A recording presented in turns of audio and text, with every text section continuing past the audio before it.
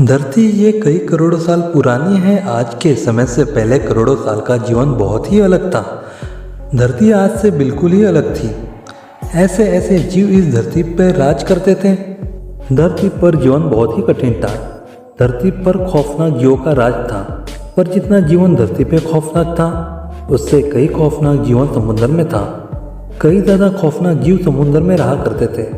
हमारे धरती पर अधिकतर हिस्सा विशाल महासागरों से घिरा हुआ है। पूरे धरती पे ज़मीन से ज़्यादा पानी था और इन्हीं महासागरों में महादानवों जैसे जीव रहा करते थे। धरती पे करोड़ों साल पहले डायनासोर का राज हुआ करता था। ये विशाल जीव आज के युग के जीवों से आकार में बड़े और भयानक थे। जैसे जमीन पर डायनासोर राज करते थे, वैसे ही महासागरों में मोसासौर नाम का जीव रहा करता था, जो जीव 6 से 8 करोड़ों साल लेट क्रिटेशियस पीरियड में पाया जाता था। ये जीव करोड़ों साल पहले पूरे समुद्र में राज किया करता था।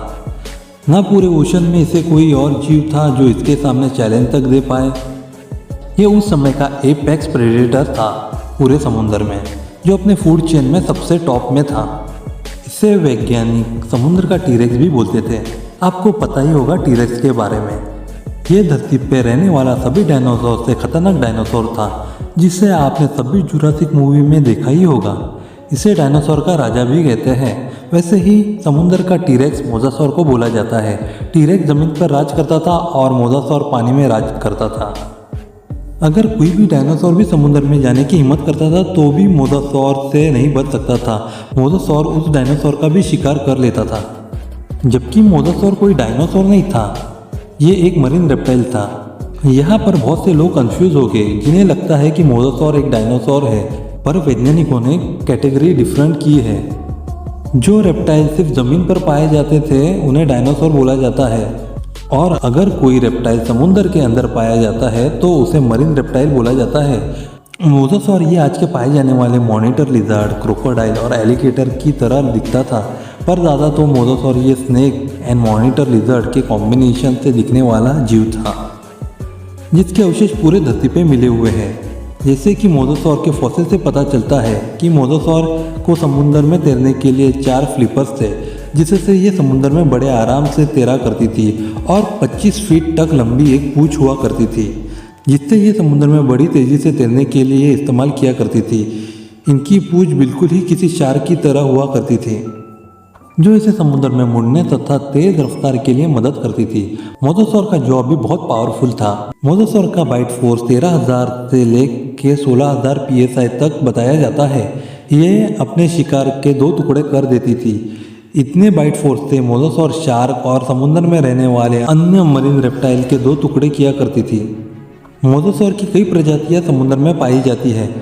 मोसासौर का मुख्य शिकार फिशेस, शार्क्स, प्लीजिसोरस, सी टर्टल्स, सी बर्ड्स और आकार में छोटे पाए जाने वाले मोसासौर, और जो समुद्र के किनारे पे आने वाले सभी जीवों का शिकार किया करती थी। मोसासौर इतने खतरनाक थे कि ये अपनी ही प्रजाति के छोटे मोसासौर का भी शिकार किया करती थी। इससे आपको मोसासौर का बिहेवियर समझ में आ सकता है कि मोसासौर ये कितने अटैकिंग नेचर वाला जीव था। मोसासौर की कई प्रजातियाँ थी, और एक नॉर्मल मोसासौर की लेंथ 43 फीट तक हुआ करती थी, और वेट ये 7 to 8 टन तक हुआ करता था, जो एक स्कूल बस के आकार तक हुआ करता था। पर मोसासौर के बड़ी प्रजाति 50 फीट तक की हुआ करती थी। 1464 में मोसासौर का फर्स्ट फॉसिल मिला था, और 2014 में 17 मीटर मीन्स 56 फीट तक का एक लॉन्ग फॉसिल मिला। इस मोसासौर का वेट 14 टन तक बताया जाता है, और मोसासौर की बड़ी प्रजाति में से एक टाइलोसोरस भी है। मोसासौर की प्रजातियां ये टीरेक्स से भी लंबी थी, पर वैज्ञानिकों का मानना यहाँ तक का भी है कि एक्चुअली में मोसासौर की लेंथ इससे भी ज़्यादा हो सकती है, क्योंकि मोसासौर के जब जब फॉसिल मिले हैं वो पहले से बड़े ही मिल रहे हैं। क्या पता कि इन फ्यूचर में इससे कोई और बड़ा फॉसिल मिले जो 65 to 75 फीट तक का भी हो सकता है, जैसे कि जुरासिक वर्ल्ड के मूवी में दिखने वाला मोसासौर की तरह, जो एक नॉर्मल मोसासौर से 3 गुना ज़्यादा बड़ा हो सकता है। पर वैज्ञानिकों के अनुसार मूवी में दिखने वाला मोसासौर अलग ही है, जो कि मोसासौर से ज़्यादा क्रोकोडाइल की तरह ज़्यादा लगता है। एक्सपर्ट की इस बारे में अलग अलग राय है। हम उस मोसासौर की बात किसी और वीडियो में करेंगे। मोसासौर एक मरीन रेप्टाइल होने की वजह से इसे सांस लेने के लिए हमेशा समुद्र के सतह में आना पड़ता था, क्योंकि अगर मोसासौर ऐसा ना करे तो मोसासौर को सांस न मिलने से डूब के मर सकता था। मोसासौर एक रेप्टाइल होने से ज़्यादा देर तक सांस तो रोक सकता था, पर मोसासौर ये मछलियों की तरह नहीं था।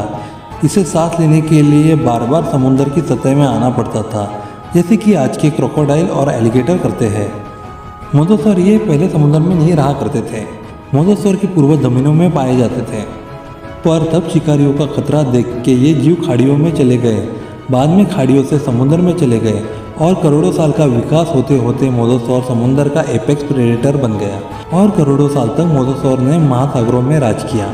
मोसासौर ये लास्ट रूलर था प्राचीन समुद्र का। ये लास्ट मरीन रेप्टाइल था जिसने पूरे समुद्र में राज किया। पर कहते हैं ना कि जीव कितना भी बड़ा और ख़तरनाक ताकतवर भी क्यों ना हो, उस जीव से भी बड़ी हमारी मदर नेचर होती है। कोई भी जीव हमारे मदर नेचर के सामने टिक नहीं सकता। मोसासौर के बड़े शरीर और एग्रेसिव नेचर होने की वजह से दूसरे कोई और जीवों का विकास होना असंभव था।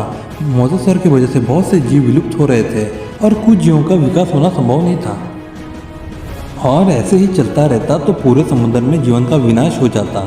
इसीलिए हमारी मदर नेचर जिंदगियों को बचाने के लिए कोई ना कोई रास्ता बना ही लेती है। करोड़ों साल पहले धरती पर एस्ट्रॉइड टकराया, इससे धरती पे महाप्रलय आया।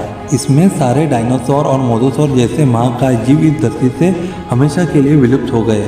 धरती से 95% जीवों की प्रजातियां हमेशा के लिए विलुप्त हो गई और धरती पे संतुलन बन पाया। पर अगर ऐसा नहीं होता तो हमारी मदर नेचर कोई ना कोई और उपाय बना ही लेती, जैसे कि मोसासौर को चैलेंज देने के लिए कोई ना कोई ऐसा शिकारी जीव भेजी जो मोसासौर से भी अधिक शक्तिशाली हो, जैसे कि मेगलोडॉन शार्क। और क्या होता ये दो एपेक्स प्रेडेटर एक ही समय में एक ही काल में एक साथ होते तो क्या होता, कौन किस पर भारी पड़ता, कौन इस लड़ाई का विजेता होता, ये हम किसी और वीडियो में देखेंगे। कुछ मछुआरों ने यह भी दावा किया है कि उन्होंने समुद्र में एक विशाल जीव देखा है जो कि मोसासौर की तरह लगता है। उनका यह दावा है कि यह जीव उनके बोट से भी ज़्यादा बड़ा है। और कुछ बोट वालों ने यह भी दावा किया है कि उस जीव ने उनके बोट पे अटैक भी किया है, जो मछलियों के बोट पे अटैक करता है और तुरंत विशाल गहरे समुद्र में गायब हो जाता है। पर पता नहीं कि इनके दावे कितने सच है और कितने झूठ। जैसे कि मोसासौर एक मरीन रेप्टाइल है जिसे सांस लेने के लिए बार बार समुद्र की सतह में आना ही पड़ेगा, और इतना विशाल जीव अगर समुद्र के बाहर आएगा तो कोई ना कोई देख लेगा ही, और इतने बड़े जीव को शिकार भी उतना ही चाहिए होगा। इसे शिकार भी बड़े चाहिए होंगे और कई मेट्रिक टन खाना रोज चाहिए होगा। और ये सब चीज़ों की फुटेज और क्लिप्स इंटरनेट पे आ जाते हैं, तो इसीलिए वैज्ञानिक इनके दावे को झूठ मानते हैं। ये कि कुछ का मानना है कि ये जीव मरियाना ट्रेंच की गहराई में है। ये जीव वहाँ छिपा हो सकता है, पर ये एक मरीन रेप्टाइल होने की वजह से इसे सांस लेने के लिए बाहर आना पड़ेगा ही। पर मरियाना ट्रेंच ये बहुत गहरी है और ये एक मरीन रेप्टाइल होने की वजह से इसे सांस लेने के लिए बाहर आना पड़ेगा। क्या करोड़ों साल होने की वजह से इस जीव में कोई इवोल्यूशन हुआ है? ये भी मछलियों की तरह पानी में अभी सांस ले सकता है? या ये जीव बरमूडा ट्रायंगल जैसे किसी जगह में आज भी जीवित तो नहीं है? क्योंकि वैज्ञानिकों का मानना है कि हम अभी तक सिर्फ समुद्र के 5% तक की ही खोज की है और अभी तक 95% एरिया ये अभी तक अनआइडेंटिफाई है, जिसके बारे में अभी तक किसी भी इंसान को कुछ नहीं पता कि इस 95% के एरिया में ऐसे कौन कौन से जीव छुपे हैं। क्योंकि जिन जिन जीवों को वैज्ञानिकों ने विलुप्त घोषित किया था वो भी जीव जीवित मिले हैं। पर क्या होता अगर मोसासौर आज भी जिंदा होता, तो क्या असर होता इंसानों पे और क्या असर होता हमारे समुद्र में? हम ये जानने वाले हैं हमारे व्हाट इफ़ के सीरीज़ में, what if mosasaur still alive. आपको क्या लगता है? आपकी राय बताना कमेंट्स में।